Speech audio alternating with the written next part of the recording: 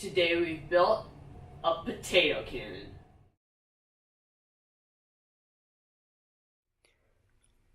First, parts and tools. The parts we'll need are all these PVC parts, which the lengths and numbers and stuff can be found in the description. A sprinkler valve, and this tire thing to fill it up with air. The tools you'll need: PVC cutter, drill bits, pressure gauge.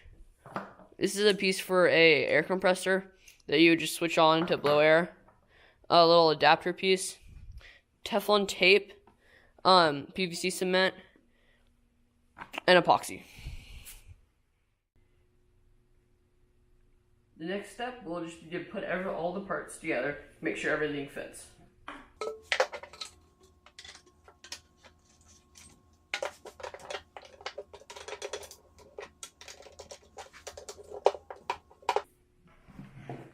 There we go. I think this is going to work pretty well. The little things to catch up on. Off camera, on the pressure tank, I drilled a hole and screwed in my pressure valve and used Teflon tape as I screwed it in. And on the inside, I put a nut to make sure it's in. And then I put a rim of epoxy around it. On the end cap, I drilled a hole and then popped my tire stem in it. And on the inside, did another line of epoxy. Now, let's get to gluing.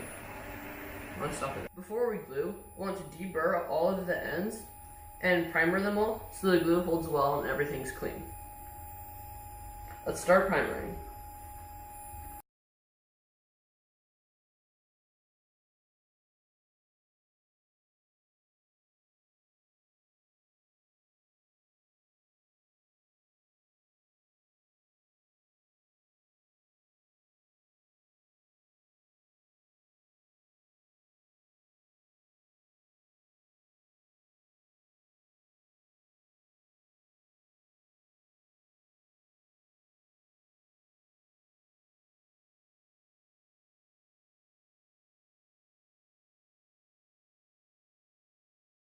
Now that all our pieces are primed, we can glue. Okay, now it's time to glue. When you're doing the glue, you don't want to put too much on, and then once you have it on, you want to just hold each one for about 5 seconds.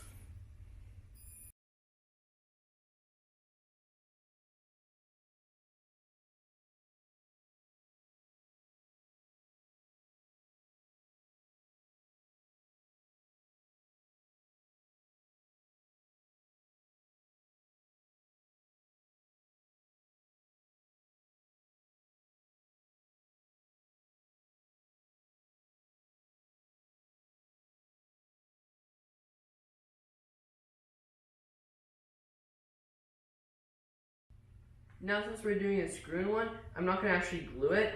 We're just going to glue these other ones together, and then later we can do Teflon tape and just screw them together.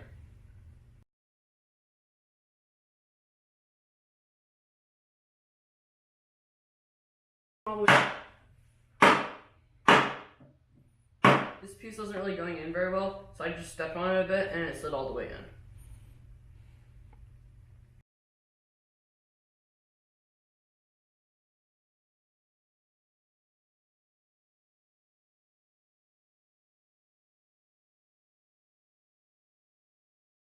Now it's just threading them up with the Teflon tape and getting the valve all set up.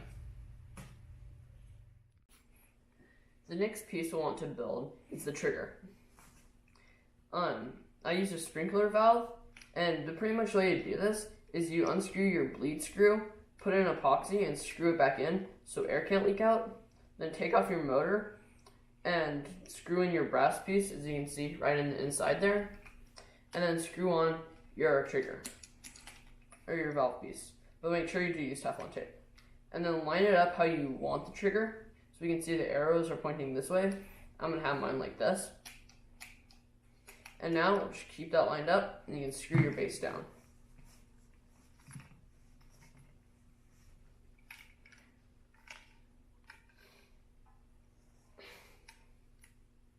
There we go. Let's assemble the whole thing now. I'm super excited. This is the final piece.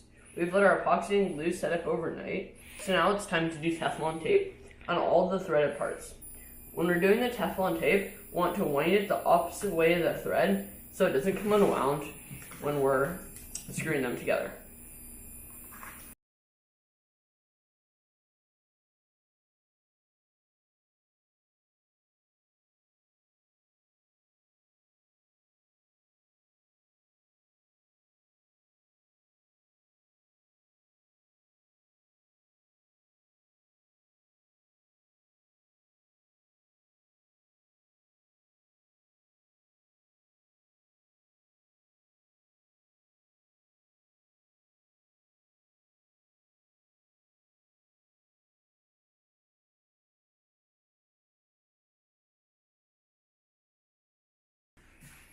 There we go. There's our potato can. Let's go fire this thing. Okay, I got my safety glasses on. We're here at Lake Kavanaugh for the first test. It's all loaded. See how this thing works.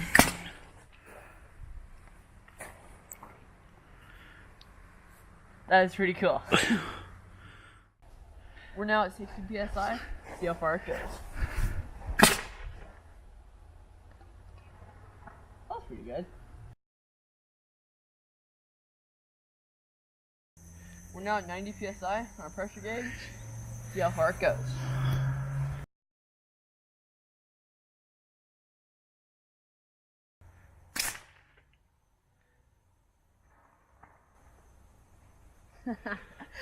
Looks like 90 psi is the number. That was awesome. This time we're going to try super close to the water.